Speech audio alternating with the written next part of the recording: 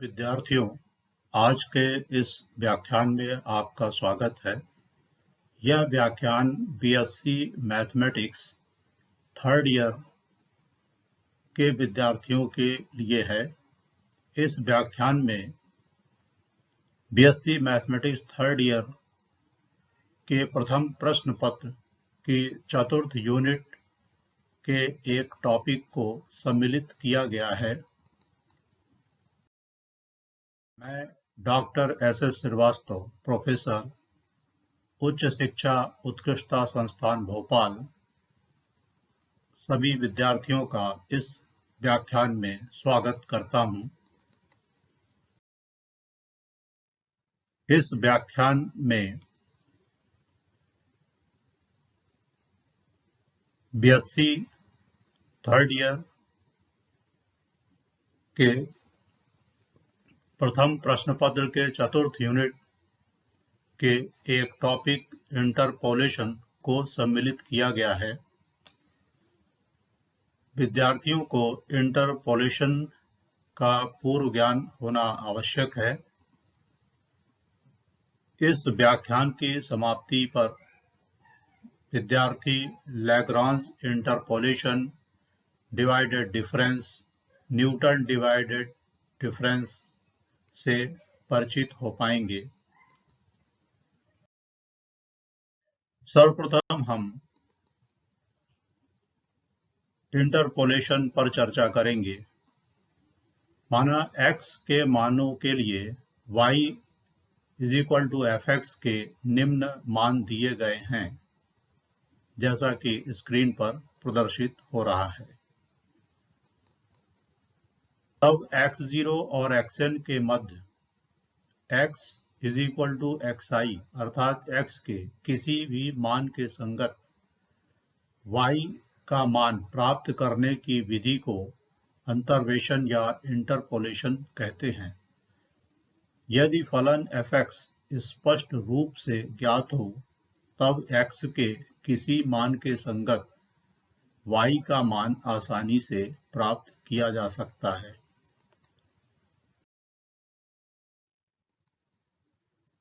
विलोमतः इसके विपरीत, यदि fx का रूप ज्ञात न हो, तो xi, yi मानों की सारणी की सहायता से fx के सही प्रकार का निर्धारण करना कठिन होता है।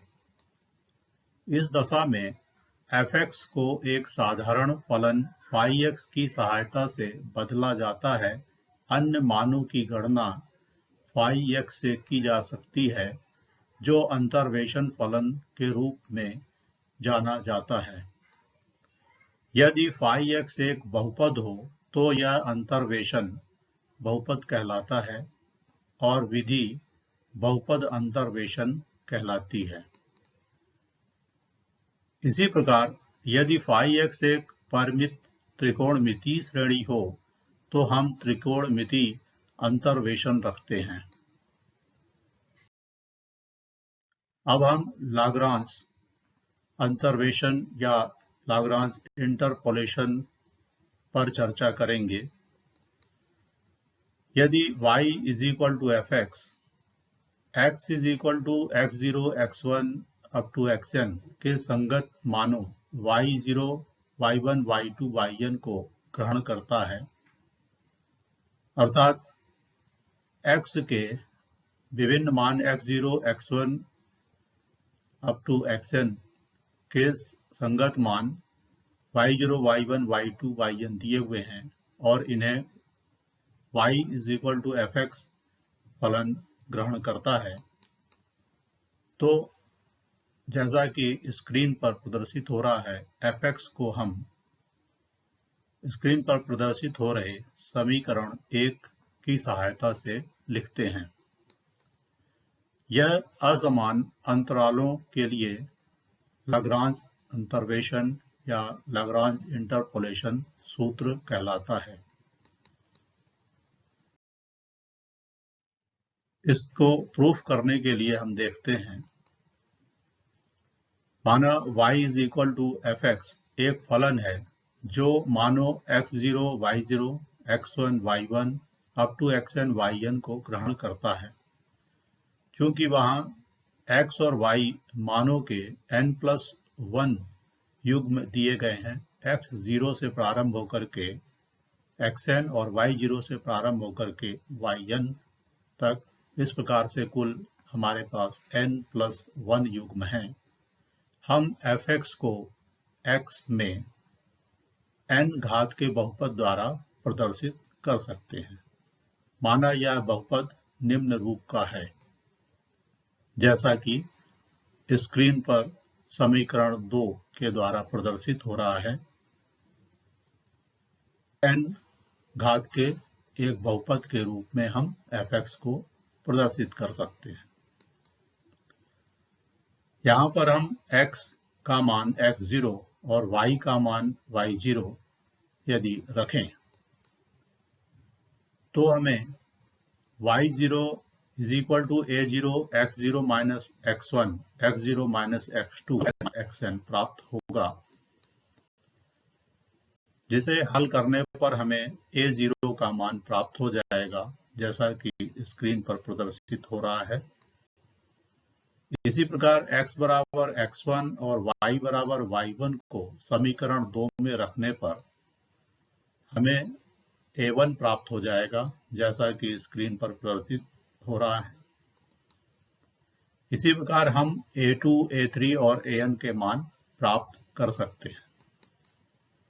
अब हम इन प्राप्त मानों अर्थात a0, a1 और a2 और अप टू an तक के प्राप्त मानों को समीकरण 2 में रखते हैं तो हमें समीकरण 1 प्राप्त हो जाता है।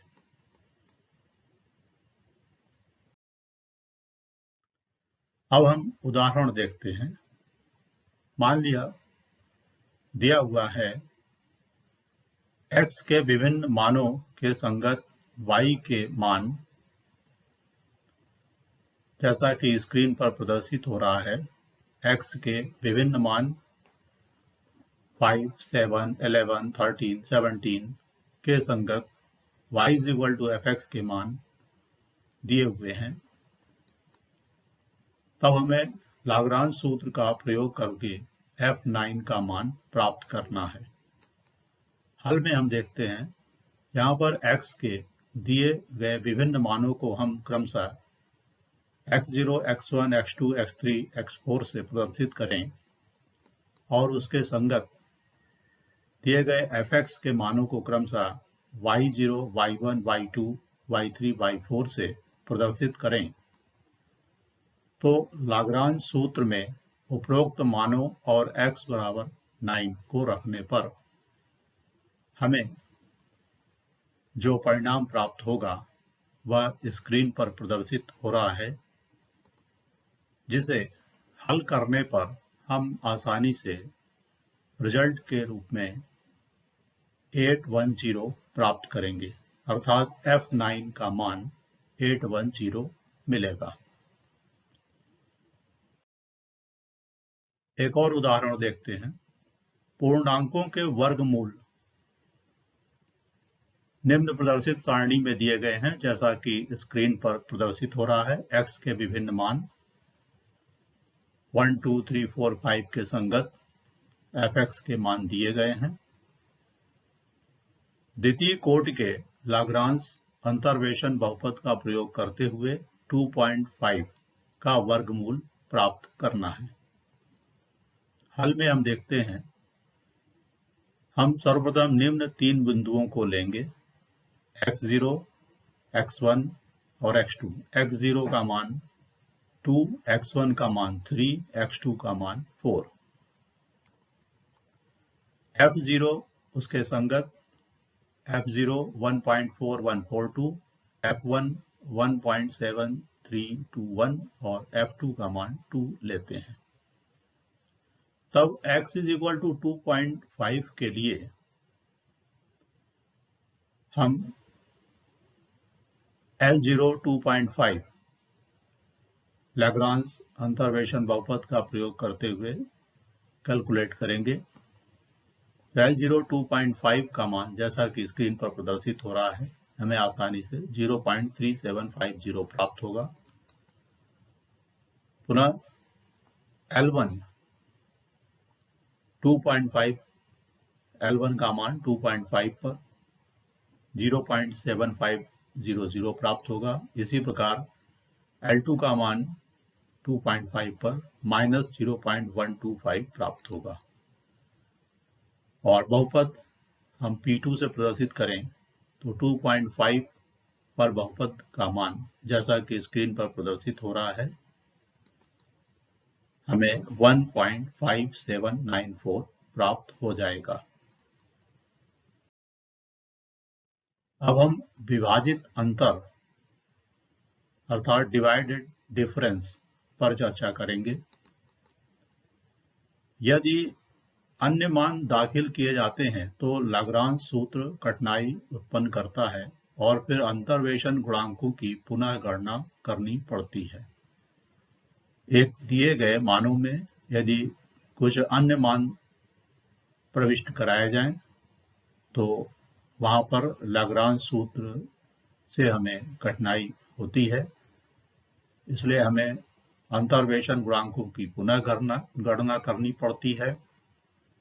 न्यूटन के सामान्य अंतर्वेशन सूत्र द्वारा, जिसे हम विभाजित अंतर भी कहते हैं, अंतर्वेशन गुणांकों की पुनः गणना करने से बचा जा सकता है।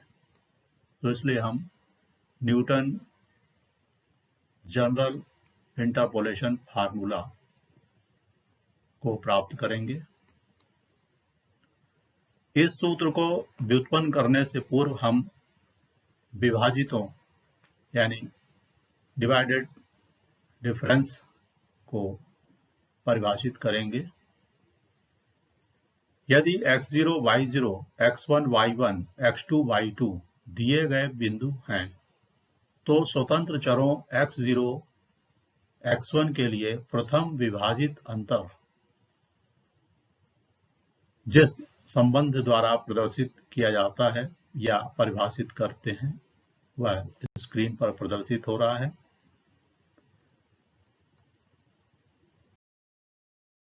इसी प्रकार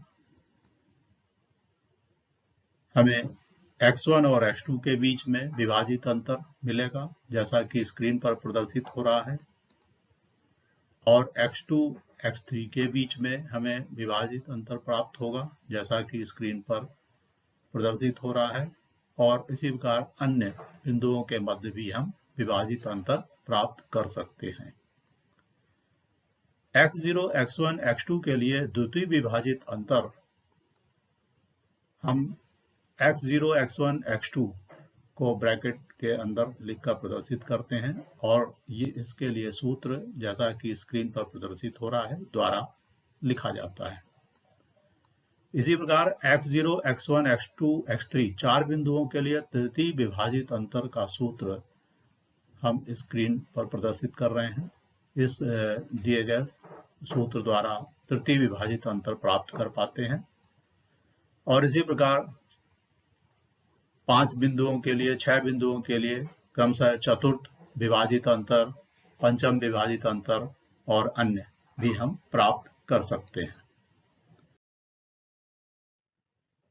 अब यहाँ पर हम कुछ महत्वपूर्ण बिंदु देखते हैं कि विभाजित अंतर अपने स्वतंत्र चरों में सम्मित होता है, अर्थात स्वतंत्र चरों के क्रम से स्वतंत्र होता है। इसके लिए आसानी से लिखा जा सकता है कि x0, x1 is equal to x1, x0 हम लिख सकते हैं जैसा कि स्क्रीन पर प्रदर्शित हो रहा है। ठीक इसी तरीके से 3 बिंदुओं के मध्य विभाजित अंतर को हम लिख सकते हैं x0, x1, x2 या x1, x2, x0 या x2, x0, x1, और इसी प्रकार अन्य भी हम लिख सकते हैं। द्वितीय बिंदु है nवीं घात वाले बहुपद का nवां विभाजित अंतर अचर होता है। अब हम न्यूटन का विभाजित अंतर सूत्र प्राप्त करेंगे। माना स्वतंत्र चरों x0, x1 up to xn के संगत y is equal to fx के मान y0, y1, y2 up to yn हैं। तब विभाजित अंतर की परिभाषा से प्रथम विभाजित अंतर हम लिख सकेंगे जैसा कि स्क्रीन पर प्रदर्शित हो रहा है। इसलिए हम यहाँ से हल करते हैं। हल करने पर हमें समीकरण 1 प्राप्त होगा, अर्थात y is equal to y0 plus within bracket x minus x0 और प्रथम विभाजित अंतर x x0 के मध्य। तो समीकरण 1 हमें प्राप्त हो जाएगा। पुनः x x0 x1 तीन बिंदुओं के मध्य जब हम विभाजित अंतर निकालेंगे तो हमें जो सूत्र प्राप्त होगा वह स्क्रीन पर प्रदर्शित हो रहा है, जिसे हल करने पर हमें जो समीकरण मिलेगा वह स्क्रीन पर दिखाया जा रहा है। यहां से x और x0 के मध्य प्राप्त किए गए विभाजित अंतर के इस मान को समीकरण 1 में हम प्रतिस्थापित कर दें तो हमें समीकरण 2 प्राप्त हो जाएगा, जैसा कि स्क्रीन पर प्रदर्शित हो रहा है। साथ ही चार बिंदुओं x, x0, x1, x2 के मध्य विभाजित अंतर को हम पहले लिखेंगे जैसा कि स्क्रीन पर प्रदर्शित हो रहा है, जिसे हल करने पर हमें एक समीकरण प्राप्त होगा जो स्क्रीन पर प्रदर्शित है। यहां से x, x0, x1 के विभाजित अंतर के मान को हम समीकरण 2 में यदि पुनः प्रतिस्थापित कर दें तो हमें y is equal to y0 plus x minus x0 प्रथम विभाजित अंतर x0 x1 plus x minus x0 x minus x1 x0 x1 x2 के मध्य विभाजित अंतर plus x minus x0 x minus x1 x minus x2 up to x x0 x1 x2 के मध्य विभाजित अंतर का एक समीकरण प्राप्त हो जाएगा। और इसी विधि को यदि हम पुनरावृत्ति करते जाते हैं तो हमें समीकरण नंबर 3 प्राप्त होगा और n बिंदुओं के मध्य विभाजित अंतर को प्राप्त करते हुए हम समीकरण 3 प्राप्त कर पाएंगे, जो कि विभाजित अंतर का लिए एक सामान्य सूत्र होगा। तो इस सूत्र को, जो समीकरण नंबर 3 के द्वारा प्रदर्शित किया जा रहा है, न्यूटन का सामान्य अंतर्वेशन सूत्र कहते हैं। अब हम उदाहरण देखते हैं। मान लीजिए दिया हुआ है x के विभिन्न मानों के लिए y is equal to fx के संगत मान दिए हुए हैं। न्यूटन विभाजित अंतर सूत्र का प्रयोग करते हुए हम f9 का मान प्राप्त करेंगे। सर्वप्रथम हम एक विभाजित अंतर सारणी बनाएंगे जैसा कि स्क्रीन पर प्रदर्शित हो रहा है। इसमें प्रथम विभाजित अंतर, द्वितीय विभाजित अंतर और तृतीय विभाजित अंतर तक के मान हमारे पास हैं। जैसे ही हम चतुर्थ विभाजित अंतर को निकालेंगे तो चूंकि हमें 0 प्राप्त होगा, इसलिए हम चतुर्थ विभाजित अंतर को ग्रहण नहीं करेंगे। प्रथम, द्वितीय और तृतीय विभाजित अंतर की सहायता से हम दिए गए उदाहरण को हल करेंगे। यहां पर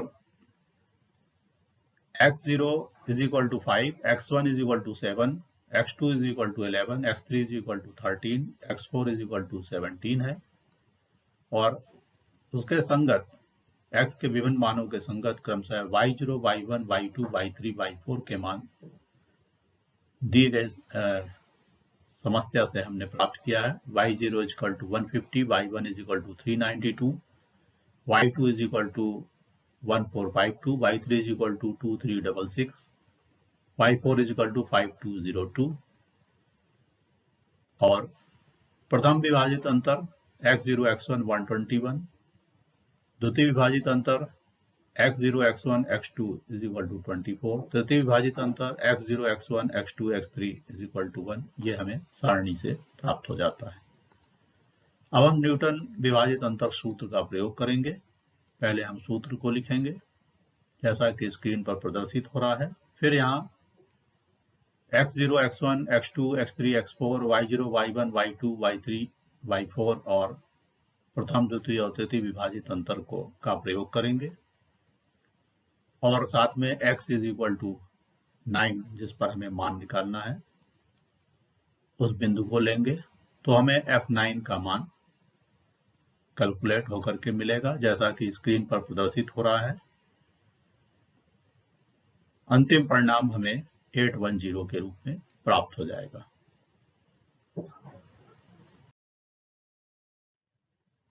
एक और उदाहरण हम देखेंगे कि log x के लिए दी गई एक सारणी को ध्यान में रखते हुए द्वितीय कोटि के न्यूटन अंतर्वेशन बहुपद का प्रयोग कर log 2.5 का मान प्राप्त करें। सारणी नीचे स्क्रीन पर प्रदर्शित हो रही है। इस सारणी का प्रयोग करते हुए और द्वितीय कोटि के न्यूटन अंतर्वेशन बहुपद का प्रयोग करेंगे और log 2.5 का मान प्राप्त करना है, जबकि log 1, log 2, log 3, log 4 के मान दिए गए हैं। हल में हम देखते हैं कि द्वितीय कोटि के बहुपद के लिए सिर्फ 3 बिंदुओं की आवश्यकता होती है, अतः हम प्रथम 3 बिंदुओं को प्रयोग करेंगे। यहां पर a0 is equal to fx0 is equal to 0, a1 is equal to fx0 x1 का मान जैसा कि स्क्रीन पर प्रदर्शित हो रहा है हमें प्राप्त होगा 0.3010 तथा x1 x2 का मान यानी x1 और x2 के मध्य विभाजित अंतर हमें मिलेगा हल करने पर 0.1761 जैसा कि स्क्रीन पर प्रदर्शित हो रहा है। अतः a2 3 बिंदुओं के मध्य विभाजित अंतर हमें प्राप्त होगा -0.06245 जैसा कि स्क्रीन पर प्रदर्शित हो रहा है।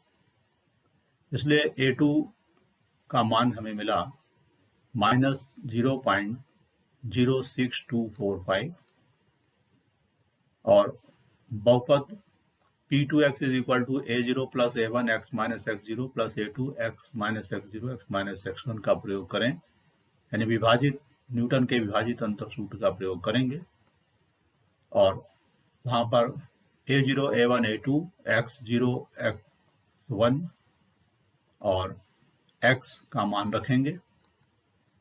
हमें 2.5 का मान 0.0447 प्राप्त हो जाएगा। अब हम यहाँ पर विद्यार्थियों की सहायतार्थ कुछ रेफरेंस बुक्स के बारे में जानकारी दे रहे हैं। विद्यार्थियों को चाहिए कि इन रेफरेंस बुक का अध्ययन करें और इस व्याख्यान में सम्मिलित किए गए टॉपिक का गहराई से अध्ययन करें। जैसा कि स्क्रीन पर प्रदर्शित हो रहा है, ये कुछ रेफरेंस बुक्स हैं, इनका गहराई से अध्ययन करना आवश्यक है। स्वयं को एसेस करने के लिए यहाँ पर कुछ अभ्यास प्रश्न दिए जा रहे हैं। विद्यार्थियों को चाहिए कि वो इन अभ्यास प्रश्नों को हल करें और उनका अध्ययन करें। जैसा कि प्रथम प्रश्न है, यदि x और y के मान दिए गए हों जो कि नीचे लिखी गई सारणी में दिए गए हैं जैसा स्क्रीन पर प्रदर्शित हो रहा है, तो लाग्रांज अंतर्वेशन सूत्र का प्रयोग कर y का मान प्राप्त करना है जबकि x का मान 10 दिया हुआ हो।